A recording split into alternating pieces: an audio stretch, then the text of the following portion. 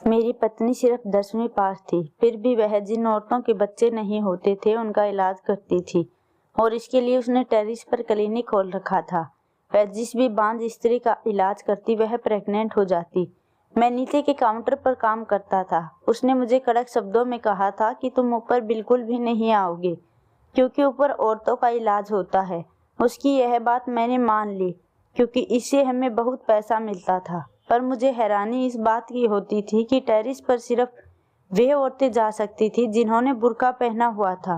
मुझे मेरी पत्नी पर शक होने लगा और एक दिन मैं बुर्का पहनकर ऊपर टेरिस पर चला गया और सामने जो देखा मैं सन्न रह गया। मेरा नाम राज है। हमारी आर्थिक स्थिति अच्छी नहीं थी, इसलिए हमारा गुजर बसर बड़ी मुश्किल से होता था।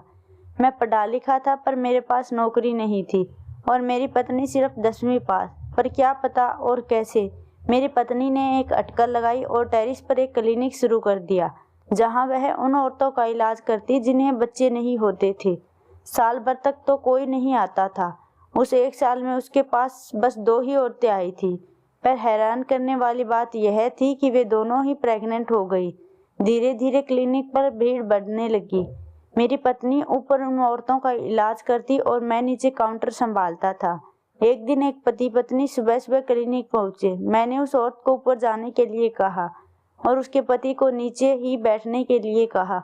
आधे घंटे से ऊपर हो गया उसकी पत्नी को ऊपर गए हुए, इसलिए वह ऊपर जाने की जिद करने लगा। मैंने उससे कहा कि ऊपर और भी औरतें हैं, इसलिए आप ऊपर नहीं जा सकते। मेरी पत्नी मुझे भी ऊपर नहीं जाने देती। यह बात सुनकर वह चुप बैठ गया। थोड़ी देर बाद 2-3 औरतें बुर्का पहने हुए ऊपर टेरिस पर चली गई। करीब 2 घंटे बाद उस व्यक्ति की औरत नीचे आई। मैंने गौर से देखा तो उसके हाथों में कोई दवाई नहीं थी, पर चेहरे पर खुशी जरूर थी।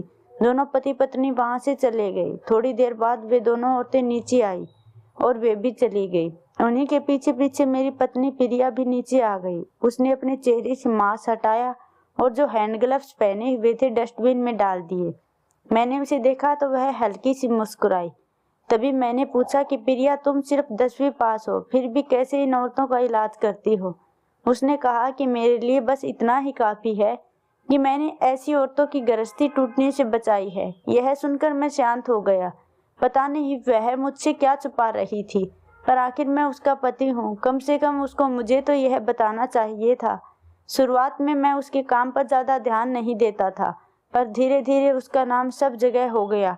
शुरू में तो बस 2 औरतें का ही इलाज करती थी, पर अब वह दिन में करीब 20 से 25 औरतों का इलाज करती। अकेली के लिए यह संभालना बहुत मुश्किल हो रहा था, इसलिए नीचे काउंटर शुरू करके मैं उनका ब्लड सैंपल लेता। उसके ट्रीटमेंट में करीब 3-4 घंटे लगते। मैं हर बार उससे पूछता कि आखिर तुम किस तरह से इलाज करती हो, तो वह हर बार हंसकर टाल देती। मैं कभी कभी सोचता कि उस क्लिनिक में पेशेंट होने पर मुझे जाना मना है, पर पेशेंट ना होने पर भी मेरे लिए सख्त मनाही थी। मैं अपनी पत्नी से ज्यादा कह नहीं सकता था क्योंकि मैं काफी सालों से बेरोजगार था और उसकी कमाई से घर चलता था। पहले तो 2 वक्त की रोटी मिलना मुश्किल थी और 2 बच्चों की जिम्मेदारी अलग से। मैं बेरोजगार था, इसलिए वह मुझे बार बार ताने मारती थी। कई बार मुझसे लड़कर मायके चली जाती और फिर उसने खुद ही कुछ करने का सोचा। एक दिन वह मेरे पास आई और मुझसे कहने लगी कि राज, मुझे टेरिस पर एक क्लिनिक शुरू करना है। मैंने कहा, तुम सिर्फ 10वीं पास हो, फिर तुम क्लिनिक कैसे शुरू कर सकती हो? वह बोली, तुम चिंता मत करो, जिनके पति बेरोजगार होते हैं उनकी पत्नियां कोई ना कोई रास्ता ढूंढ ही लेती हैं। मैं मुंह सीधा करके वहां से चला गया। आखिर में उसने टेरिस पर 2 कमरों का क्लिनिक तैयार कर ही लिया। उसने कहा कि जिन औरतों के बच्चे नहीं होते मैं उनका इलाज शुरू करूंगी। शुरू शुरू में मैंने उसका बहुत मजाक उड़ाया, पर वह अपने इरादों की पक्की निकली। मैं पहले भी यह सब जानने में लगा रहता कि आखिर वह यह सब कैसे करती है, पर बाद में यही सोचता कि अगर वह यह सब कर रही है तो किसके लिए? अपने घर के लिए ही ना। मेरे माता पिता को गुजरे काफी समय बीत गया था। मेरी छोटी बहन मीना की शादी को 10 साल हो गए थे, पर अभी तक कोई बच्चा नहीं था, जिसके कारण उसका पति उसे परेशान करता था और दूसरी शादी करने की धमकी देता था। मैंने अपनी बहन के बारे में प्रिया से बात की तो उसने अनसुना कर दिया। शायद मैं जानता था कि इसके पीछे क्या कारण था। शादी से पहले मीना ने अपनी भाभी का बहुत तिरस्कार किया। उसने ननद के रिश्ते के नाम पर बहुत अधिक परेशान किया। मैं भी कई बार अपनी बहन की बातों में आ जाता था और प्रिया पर हाथ उठा देता था, और यह उसको अच्छी तरह से याद था। शायद इसलिए वह मीना का इलाज करने के लिए बिल्कुल भी तैयार नहीं थी। प्रिया का क्लिनिक बहुत अच्छे से चल रहा था। हमारे पास काफ़ी पैसे आ गए थे, पर कभी कभी मैं रात भर यही सोचता रहता कि आखिर प्रिया कैसे इलाज करती है, और मुझे यह सब सोचकर नींद नहीं आती। एक दिन एक बूढ़ा आदमी आया। मैंने उसे नीचे सोफे पर बैठने के लिए कहा और उसकी पत्नी को ऊपर भेज दिया। थोड़ी देर बाद वही दो औरतें बुर्का पहने हुए आई और मैंने उन्हें ऊपर जाने दिया। पता नहीं इन दो औरतों को क्या परेशानी थी जो प्रिया ठीक ही नहीं कर पा रही थी, क्योंकि वे दोनों रोज क्लिनिक आती थी। 3-4 घंटे बाद वह औरत नीचे आई और उसी के पीछे वे दो औरतें भी नीचे आ गई। वे औरतें जल्दी से वहां निकलने की तैयारी में थी। तभी मेरी नज़र उन दोनों में से एक के पैरों पर पड़ी। मुझे थोड़ा शक हुआ क्योंकि उसने आदमी की चप्पल पहन रखी थी। मैंने उनसे कहा कि आप दोनों कई दिनों से यहाँ आ रही हैं, आपको जो दिक्कत है वह दूर हुई या नहीं? तभी उनमें से एक बोली कि हम यहाँ औरतों का इलाज करने आते हैं। अब मेरे समझ में आया कि उन औरतों का इलाज यह दोनों करती हैं, परंतु नाम प्रिया का होता है, पर मुझे क्या लेना देना था। उतने में मेरी बहन मीना का फोन आया और वह रोती रहती, भैया कुछ भी करो पर भाभी को समझाओ कि वह मेरा इलाज करे, नहीं तो मेरे पति मुझे तलाक दे देंगे। मैंने उसे बहुत समझाने के बाद फोन रख दिया और सभी औरतों के जाने के बाद ऊपर टेरिस पर चला गया। मैंने जैसे ही क्लिनिक का दरवाज़ा खोला और मैं अंदर गया तो प्रिया जोर से चिल्लाई और मुझे बाहर धकेल दिया। मुझे थोड़ा अजीब लगा और गुस्सा भी आया। फिर भी इन बातों को अनदेखा करके मैंने मीना के बारे में बात की। तब वह बोली कि मैं तुम्हारी बहन का इलाज नहीं कर सकती, उससे कहो कि वह किसी अच्छे अस्पताल में अपना इलाज करवाए। मैंने उससे पूछा कि आखिर क्या बात है, तुम ऐसा क्यों कर रही हो? वह बिना कुछ बोले हटकर वहां से चली गई। इस बात को लेकर कई दिनों तक हम दोनों में बातचीत बंद थी, परंतु उसे कोई फर्क नहीं पड़ा। आखिर वह तो पैसे कमाने में लगी थी, उसकी नज़रों में मेरी कोई कीमत नहीं थी। कुछ दिनों बाद मीना रोती रोती घर आई और कहने लगी, भैया कुछ भी करो, भाभी से कहो कि मेरा इलाज करे। आज मेरे पति ने मुझे घर से निकाल दिया है और वह मुझे बहुत जल्दी तलाक देने वाले हैं। यह सब प्रिया सुन रही थी, फिर भी उसे इन बातों का कोई असर नहीं हुआ।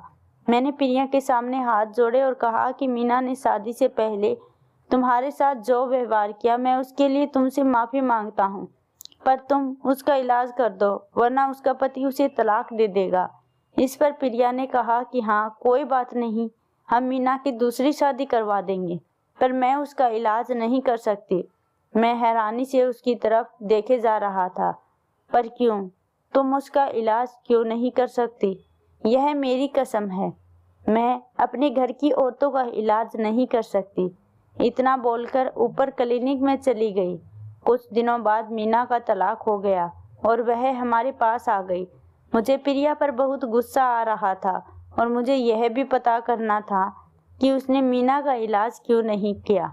अब तो मीना प्रिया का और भी ज़्यादा तिरस्कार करने लगी। भैया क्यों भाभी ने मेरा इलाज नहीं किया, और वह उस पर नज़र भी रखने लगी। मीना ने कहा, भैया कोई बात तो ज़रूर है, तभी तो उन्होंने मेरा इलाज नहीं किया, मतलब दाल में कुछ काला है। वह लोगों का इलाज नहीं कर रही, बल्कि तुम्हें धोखा दे रही है, पर तुम्हारी आंखों पर पट्टी बंधी हुई है। कल तुमने उस बुर्का पहने हुए औरत को देखा, वह औरत नहीं आदमी था। जब भी कोई औरत इलाज करवाने आती है, तुम काउंटर पर उसका ब्लड सैंपल लेते हो, तभी वह दोनों औरतें आती हैं। फिर वे दोनों औरतें नहीं पुरुष हैं। जरूर तुम्हारी बीबी कोई बड़ा खेल खेल रही है। मीना ने जो कुछ बताया था वह सुनने के बाद मेरे मन में भी शक आया। मैंने उससे कहा कि कल हम दोनों बुर्का पहनकर क्लिनिक में जाएंगे। दूसरे दिन एक औरत बुर्का पहने आई। मैंने उसे ऊपर जाने के लिए कहा और उसके पति को नीचे रहने के लिए कहा। इतने में ही मैंने मीना को फोन करके बुला लिया और हम दोनों बुर्का पहनकर ऊपर पहुंच गए। प्रिया का क्लिनिक बहुत बड़ा और सुंदर था। इलाज के लिए आई हुई औरत शांत बैठी हुई थी। जब हम दोनों अंदर गए तो प्रिया को लगा कि हम दोनों वही दोनों औरतें हैं जो इलाज करने के लिए आई हैं। प्रिया बोली, अच्छा हुआ तुम दोनों आ गए। यह फाइल लो, इसका नाम लिख लो। इसका ब्लड ग्रुप बी पॉजिटिव है और इसे बी पॉजिटिव वाला बच्चा देना। यह सुनकर हम दोनों ने अपने चेहरे से बुर्के को एक साथ हटाया। हमें देखकर प्रिया थोड़ा डर सी गई। मैंने कहा, अब तुम्हें बताना ही पड़ेगा कि तुम क्या और कैसे इलाज करती हो। तब प्रिया कहती है, तुम तो बेरोजगार थे, गरीबी ने हमारा क्या हाल किया था तुम्हें तो पता ही है। तभी मेरी सहेली ने मुझे ऐसी औरतों का इलाज करने के लिए कहा। मेरी सहेली एक एनजीओ चलाती थी जहां उन बच्चों को संभाला जाता जिन्हें उनके माँ बाप कूड़े के ढेर में फेंक कर चले जाते थे, और बिन ब्याही लड़कियां भी उसके एनजीओ में अपने बच्चों को दे जाया करती थी। वह उन बच्चों की देखरेख करती थी। उसी ने मुझे बताया कि अपने समाज में जब किसी औरतों को बच्चा नहीं होता तो या तो दूसरी शादी करने पर जोर दिया जाता है या फिर बच्चा गोद लेने पर। इस तरह कितने ही लोगों की शादी बर्बाद हो जाती है। मेरी सहेली ने अपने 2 नौकर दिए थे। जब भी कोई औरत इलाज करने आती तो मैं उसे साफ साफ बता देती कि यहाँ कोई इलाज नहीं किया जाता, मैं कोई इलाज नहीं करती। तुम्हें बच्चा जरूर मिलेगा, लेकिन उसके लिए तुम्हें अपने पति से 7 महीने दूर रहना है और अपने पेट से एक बेल्ट बांध कर रखना है। उससे सबको लगेगा कि तुम पेट से हो और उस औरत के पति का ब्लड ग्रुप ले लेती थी। 9 महीने बाद इस ब्लड ग्रुप का बच्चा उन्हें दे देती। मैं मीना का इलाज इसलिए नहीं कर रही थी कि कहीं उसको यह सब पता न चल जाए। फिर मीना ने कहा, भाभी अगर आप मुझे यह पहले ही बता देती तो मैं आज यहाँ ना होती। मैं आपका इस काम में साथ दूंगी क्योंकि यह काम समाज के लिए बहुत अच्छा है। इससे कितने ही औरतों की गृहस्थी बर्बाद होने से बच जाती है। मीना और प्रिया की आंखों में आंसू आ गए और मुझे आज अपनी पत्नी पर गर्व महसूस हो रहा है। धन्यवाद।